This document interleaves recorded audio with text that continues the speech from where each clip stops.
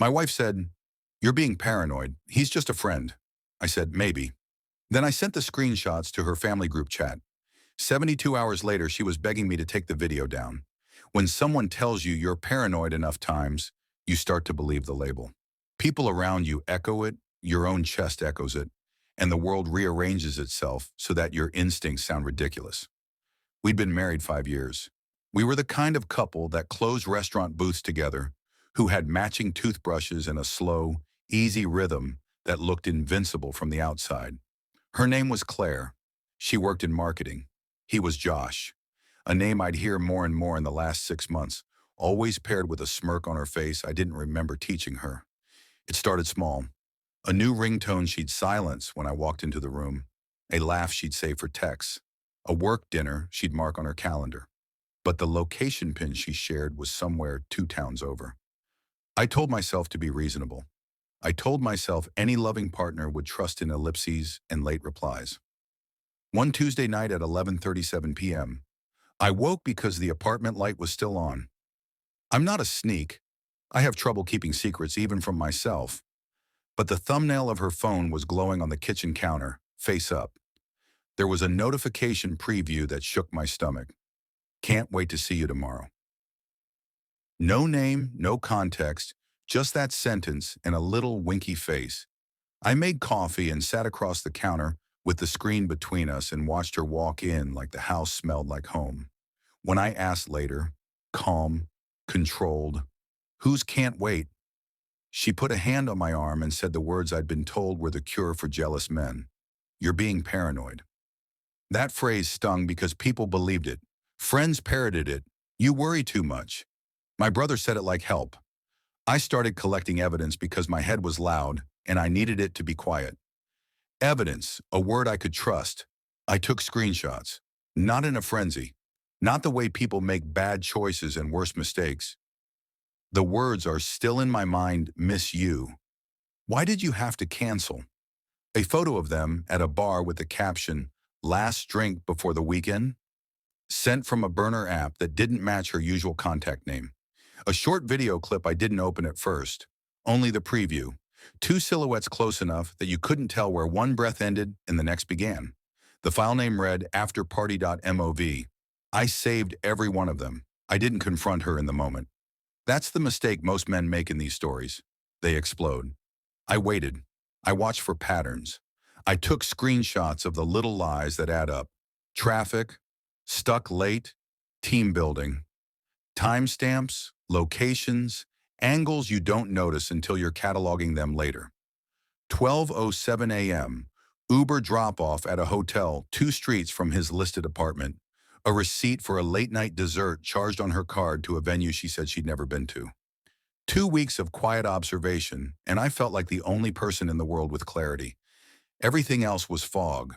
So I did something people imagine and rarely have the guts to do. I stopped asking for explanations and started making the truth inevitable. Friday morning at 9:02 a.m., I opened our family group chat. Claire's mom, dad, sister, cousins. The chat has pictures of baby teeth and birthday cake, the kind of blue-clipped family that bands together in trivial things. I didn't write anything besides 3 words in the message field. See thread below. Then I dropped the folder.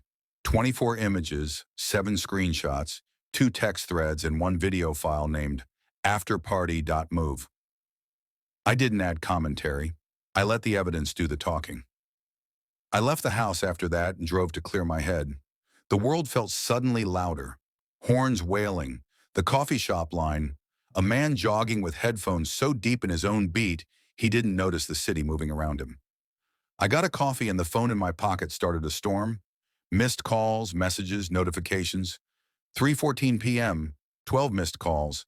3:22 p.m., 27. By the time I got home, the phone screamed 47 missed calls. Her sister's message was the first that made sense outside of the blur. "What did you do?" Then from Claire, a single line. "Please don't." The family chat blew up beneath it. Shocked questions, corrupted disbelief, defense. Then finally from her, a voice note 3 minutes long that I didn't play until later. In it, she sounded like a person at the bottom of a well, trying to remember where the light goes. For hours that night, I sat in the dark and watched the thread cascade. Her mother sent a single message that made my chest empty. "Claire, what is this?" And then a text I'd never thought I'd get, written in a voice meant for intimate spaces. "It's not what you think." That line felt like a plea. The other messages read like the shape of things falling apart. I didn't answer any of them, but the silence wasn't empty. It was a pressure. I watched as messages shifted from anger, "How could you?" to realignment. "We need to talk," to protective panic. "Please take it down, please take it down." And then 72 hours later, the message I'd been waiting not to get. "Please, please delete the video. I'll explain. I'll leave. I'll do anything." What I didn't expect was how quickly her phone calls would become supplicatory. Early the next morning, my phone rang 63 times in a row, not from her, but from unknown numbers that turned out to be a detail I'd uploaded. A friend's burner, a colleague's number, a taxi driver who'd driven her home at 2:12 a.m. One of the voicemails was Josh's, short and clipped. "Dude, I'm sorry, I can take the video down." Another was Claire's father, voice shaky. "We need to talk in person." I listened. I didn't reply. I had the evidence I needed and the rare clarity to do the slow thing right. She showed up at my door at noon on the third day, hair damp from the rain, mascara half erased like geography. I left the door unlocked because in my head I kept rehearsing the scene where I slammed it and everything returned to how it had been. Instead, when she walked in, I made coffee and set it on the table between us. "Why'd you do it?" she asked before my first sip. Her voice was small. Not the practiced outrage I'd expected, not the flippant brush-off that used to be her armor. "Because I don't want to yell in a house that used to be a refuge," I said quiet. "Because you told me I was paranoid. Because you told me he's just a friend. Because I collected the small things until they became the truth." Her hands were shaking. "You embarrassed me," she said. "You humiliated me in front of my family." "You humiliated my faith in us," I replied. "That's worse." Humiliation can be repaired with remorse and action. The kind of lying you did, this pattern, that's corrosive. She fell to the couch and covered her face. "It wasn't like you think," she whispered. "It was complicated. He said things and I didn't mean for it to go that far." She begged then. She begged like a woman who had gambled on her charm and hit the worst possible table. "Please," she said, "please delete it. I'll tell them the truth. I'll apologize publicly. Please." What she didn't know, and probably could not have believed, was that the thing I'd wanted most wasn't to watch her suffer an awkward Thanksgiving. It was something quieter, the return of a version of her that could choose me when no one was looking. I told her this: "I can't unsee what I saw. You asked me to trust you, I did.